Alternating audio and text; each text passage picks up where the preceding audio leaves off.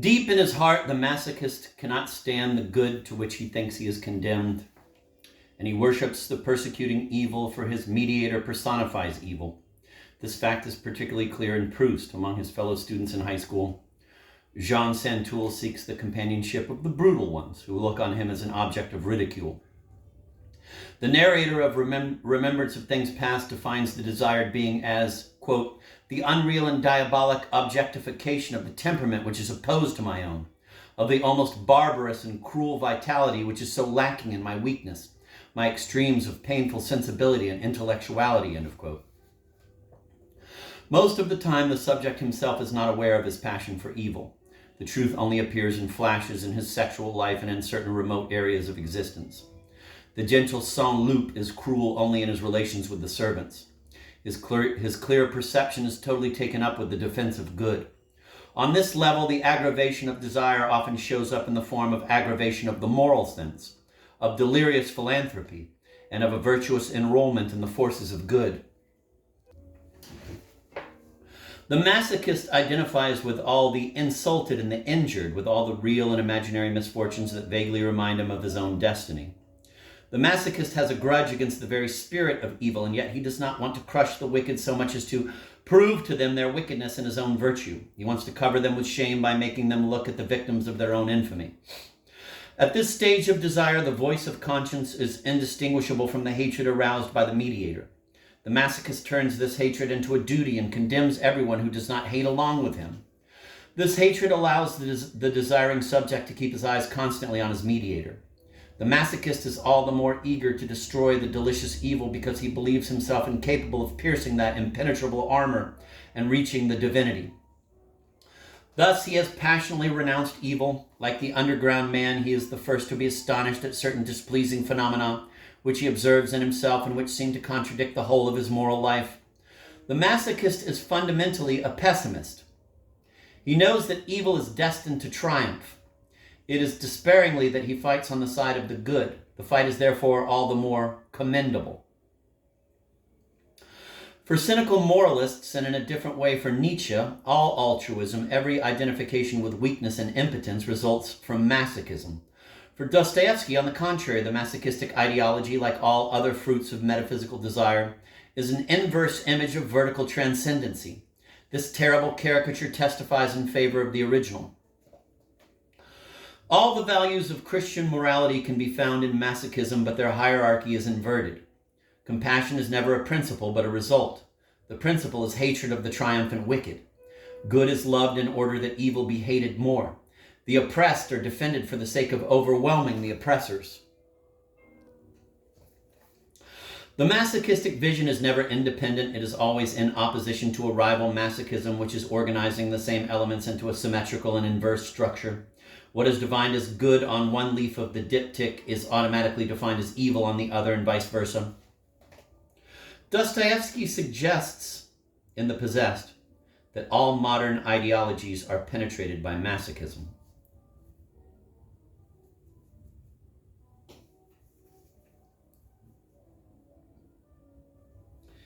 The unfortunate Shatov tries desperately to escape the revolutionary ideology, but generally ends up with a reactionary ideology. Evil triumphs even in the efforts Shatov makes to rid himself of it. The wretched man seeks an affirmation, but attains only the negation of a negation. Like others, the Slavophil ideology is a result of the modern spirit. These new ideas are suggested to Shatov by Stavrogin. The character of Shatov destroys the hypothesis of a purely reactionary Dostoevsky. Slavophilism in Dostoevsky, like certain forms of revolutionary spirit in Stendhal, is a remnant of romanticism, which the author has not yet completely transcended.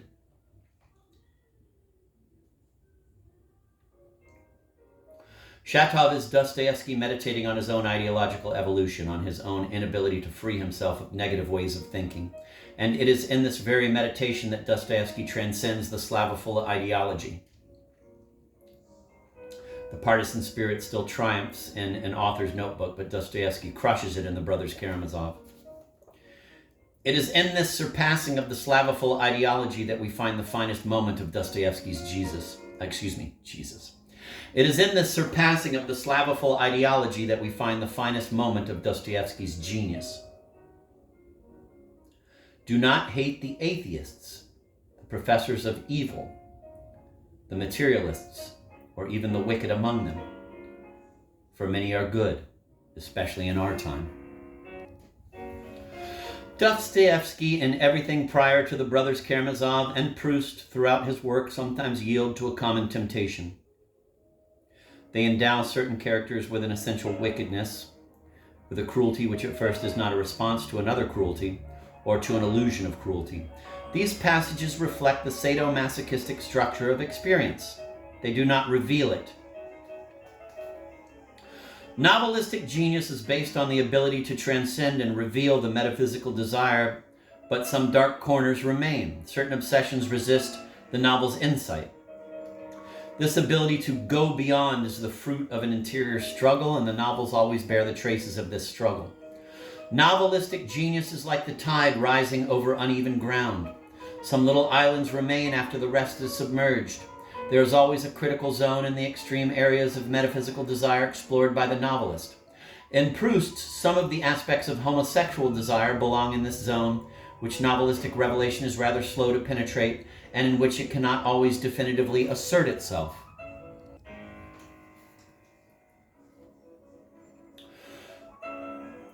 In his greatest moments, however, which are often the last moments, the novelist triumphs over the supreme obstacles. He recognizes finally that the fascinating evil is no more real than the good with which the masochist automatically identifies.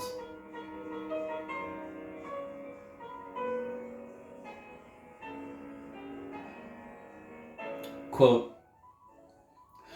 perhaps she would not have thought of wickedness as a state so rare, so abnormal, so exotic, one which it was refreshing to visit, had she been able to distinguish in herself, as in all her fellow men and women, that indifference to the sufferings they cause, which, whatever names else be given it, is the one true, terrible, and lasting form of cruelty. End of quote.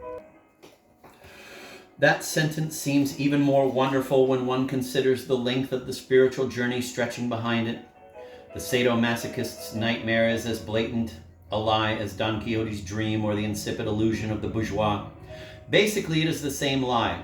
The adorable persecutor is neither God nor demon.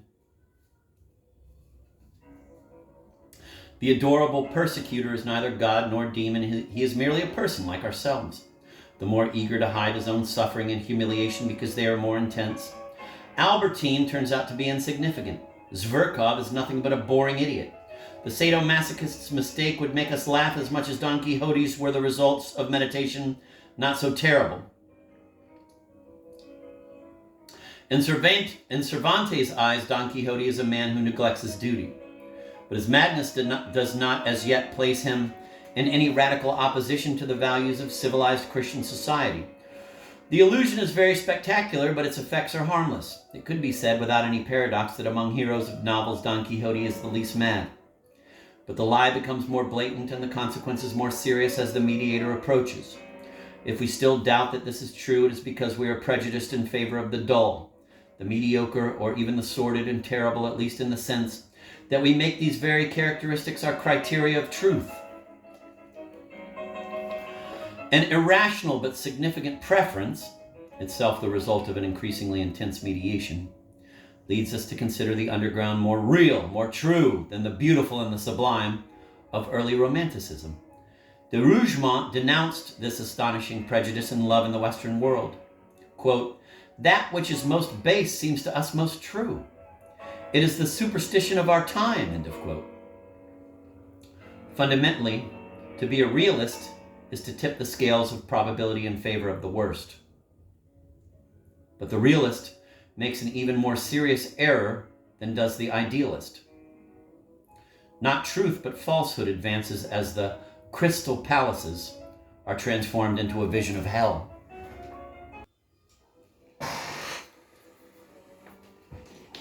The genius of the novel rises above the oppositions that stem from metaphysical desire. It tries to show us their illusory character. It transcends the rival caricatures of good and evil presented by the factions. It affirms the identity of the opposites on the level of internal mediation. But it does not end in moral relativism. Evil exists. The tortures inflicted by the underground man on the young prostitute are not imaginary. The suffering of Vintoul is only too real. Evil exists, and it is metaphysical desire itself, deviated transcendency, which weaves man's thread in the wrong direction, thus separating what it claims to unite and uniting what it claims to separate. Evil is that negative pact of hatred to which so many men strictly adhere for their mutual destruction. Chapter 9, The Worlds of Proust. Cambrai is a closed universe. In it, the child lives in the shadow of his parents and the family idols with the same happy intimacy as the medieval village in the shadow of the belfry. Cambrai's unity is primarily spiritual rather than physical. Cambrai is the vision shared by all the members of the family. A certain order is superimposed on reality and becomes indistinguishable from it. The first symbol of Cambrai is the magic lantern, whose images take on the shape of the objects on which they are projected and are returned in the same way to us by the wall of the room, the lampshades, and the doorknobs. Cambrai is a closed culture in the ethnological sense of the word, as Welt, as the Germans would say, quote, a little closed world, end of quote, the novelist calls it. The gulf between Cambrai and the rest of the world is on the level of perception.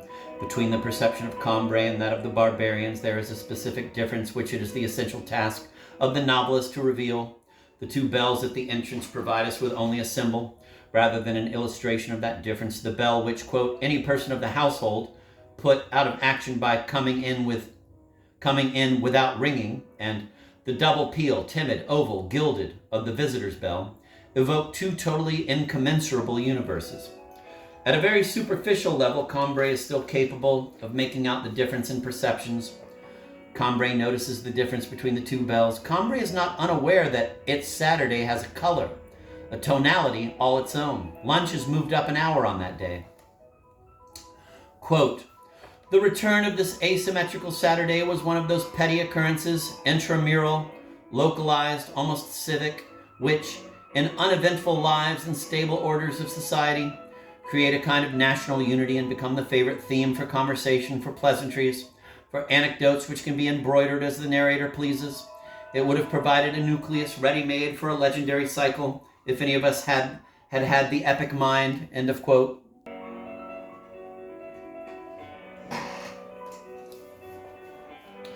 The members of Cambrai feel a certain solidarity and brotherliness when they discover something which distinguishes them from the outside world.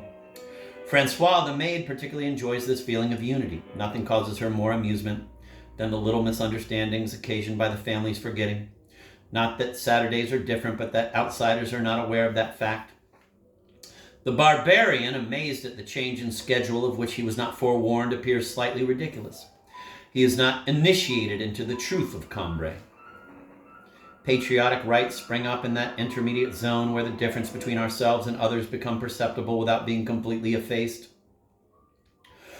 The misunderstanding is still half voluntary. On a more profound level, it is not voluntary at all, and only the author-narrator can bridge the abyss between the divergent perceptions of a single object. Cambrai is incapable, for example, of understanding that apart from the bourgeois, domestic swan to whom it is accustomed, there exists another aristocratic and elegant swan perceived only by high society. Quote, and so, no doubt, from the swan they had built up for their own purposes, my family had left out in their ignorance a whole crowd of the details of his daily life in the world of fashion, details by means of which other people, when they met him, saw all the graces enthroned in his face and stopping at the line of his arched nose as at a natural frontier. But they contrived also to put into a face from which its distinction had been evicted, a face vacant and roomy as an untenanted house, to plant in the depths of its unvalued eyes a lingering sense, uncertain but not unpleasing, half memory and half oblivion, of idle hours spent together, end of quote. The novelist is trying to make us see, touch, and feel what men by definition never see, touch, or feel. two perceptive events which are as imperative as they are contradictory. Between Cambrai and the outside world, there is only an appearance of communication. The misapprehension is total, but its results are more comic than tragic.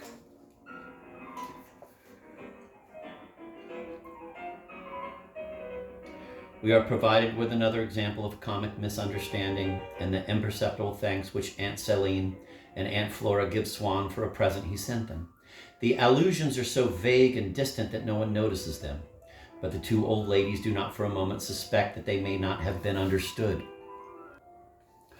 What is the origin of this inability to communicate? In the case of the two swans, it would seem that it can all be traced to intellectual causes, to a simple lack of information. Certain of the novelist's expressions seem to confirm this hypothesis. The family's ignorance creates the swan of Cambrai. The narrator sees in this familiar swan one of the charming errors of his youth. The error is usually accidental. It disappears as soon as the attention of the person involved is drawn to it, as soon as the means of correcting it are provided. But in the case of Swann, the evidence piles up. The truth about him comes in from all sides without the opinion of the family, and especially that of the great aunt being in the least affected. It is learned that Swann frequents the aristocracy. Le Figaro mentions paintings in, quote, the collection of Charles Swann, end of quote. But the great aunt never swerves in her belief. Finally, it is discovered that Swann is the friend of Madame de Villeparisis. Far from causing the great aunt to think more highly of Swann, however, this bit of news has the effect of lowering her opinion of Madame de Villeparisis. How should she know Swann, says the great aunt to the grandmother, a lady who, you always made out, was related to Marshal MacMahon. The truth, like a bothersome fly, keeps settling on the great aunt's nose only to be flicked away.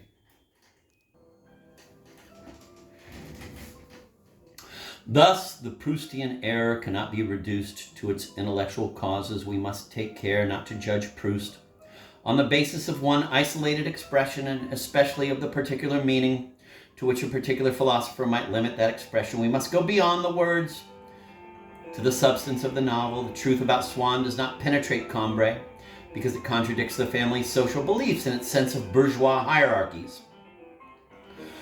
Proust tells us that facts do not penetrate the world where our beliefs reign supreme. They neither gave rise to them nor can they destroy them.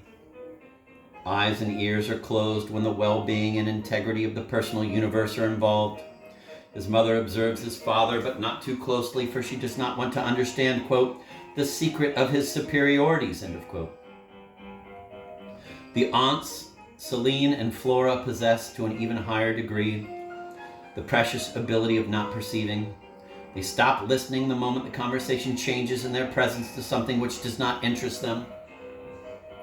Their sense of hearing, this is a quote, their sense of hearing would leave its receptive channels unemployed so effectively that they were actually becoming atrophied, so that if my grandfather wished to attract the attention of the two sisters, he would have to make use of some such alarm signals as mad doctors adopt in dealing with their distracted patients, as by beating several times on a glass with the blade of a knife, fixing them at the same time with a sharp word and a compelling glance, end of quote.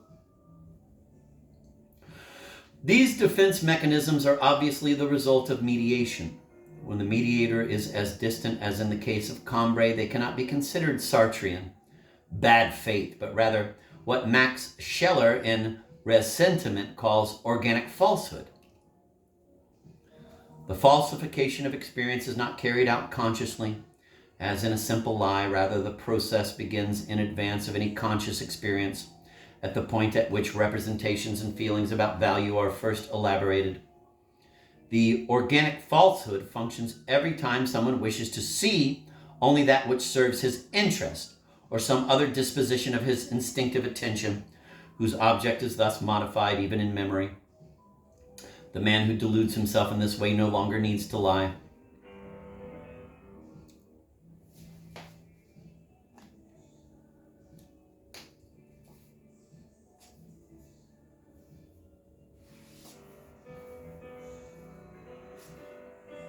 Cambrai shies away from dangerous truths as a healthy organism refuses to digest something which would harm it. Cambrai is an eye which blinks out the particles of dust which might irritate. Everyone at Cambrai is therefore his own censor, but this self-censorship, far from being painful, blends with the peace of Cambrai, with the happiness of being a part of Cambrai. And in its original essence, it is identical with the pious watchfulness with which Aunt Leonie is surrounded. Everyone makes an effort to keep from her anything which might disturb her tranquility. Marcel earns a reprimand for his lack of consideration when he tells her that during the course of a walk they had met, quote, someone they didn't know, end of quote. In the child's eyes, Aunt Leonie's room is the spiritual center, the holy of holies of the family house. The night table, crowded with eau de vichy medicines and religious pamphlets, is an altar at which the high priestess of Cambrai officiates with the aid of Francoise.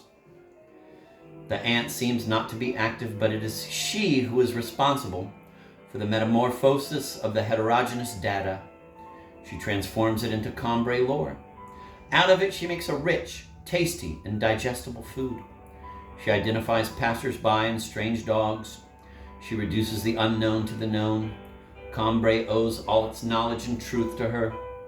Cambrai, quote, which a fragment of its medieval ramparts enclosed here and there in an outline as scrupulously circular as that of a little town in a primitive painting, end of quote, is a perfect sphere. And Aunt Leonie, immobile in her bed, is the center of the sphere. She does not join in the family activities, but is she who gives them their meaning. It is her daily routine which makes the sphere revolve harmoniously. The family crowds around the aunt like houses of the village around the church. There are striking analogies between the organic structure of Cambrai and the structure of the fashionable salons. There is the same circular vision, the same internal cohesion, sanctioned by a system of ritual gestures and words. The Verdurin salon is not simply a meeting place, it is a way of seeing, feeling, judging. The salon is also a, quote, closed culture, end of quote. Thus, the salon will reject anything which threatens its spiritual unity. It possesses an, quote, eliminative function, end of quote, similar to that of Cambrai.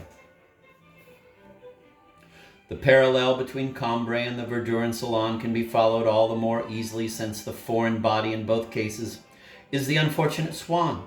His love for Odette draws him to the Verdurins. His crossing of social lines, his cosmopolitanism, and his aristocratic relations appear even more subversive at the Verdurins than at Cambrai. The eliminative function is exercised with great violence.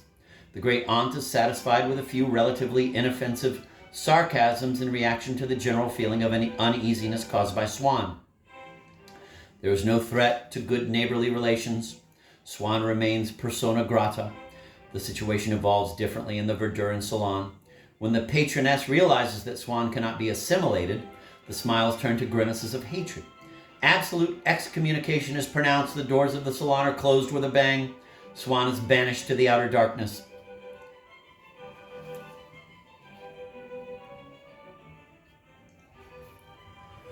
There is something strained and rigid about the spiritual unity of the salon which is not present at Cambrai. This difference is particularly finely drawn at the level of the religious images expressing that unity. The images used to describe Cambrai are generally borrowed from the primitive religions, from the Old Testament, and from medieval Christianity. The atmosphere is that of young societies in which epic literature flourishes. Faith is naive and vigorous, and foreigners are always barbarians but are never hated. The imagery of the Verdurin salon is completely different. The dominant themes belong to the Inquisition and the witch hunts. Its unity seems constantly threatened. The patroness is always standing in the breach, ready to repulse the attack of the infidels. She nips schisms in the bud. She keeps constant watch over her friends. She disparages distractions which are found beyond her influence. She demands an absolute loyalty. She roots out any sectarian and heretical spirit which compromises the orthodoxy of her, quote, little clan, end of quote.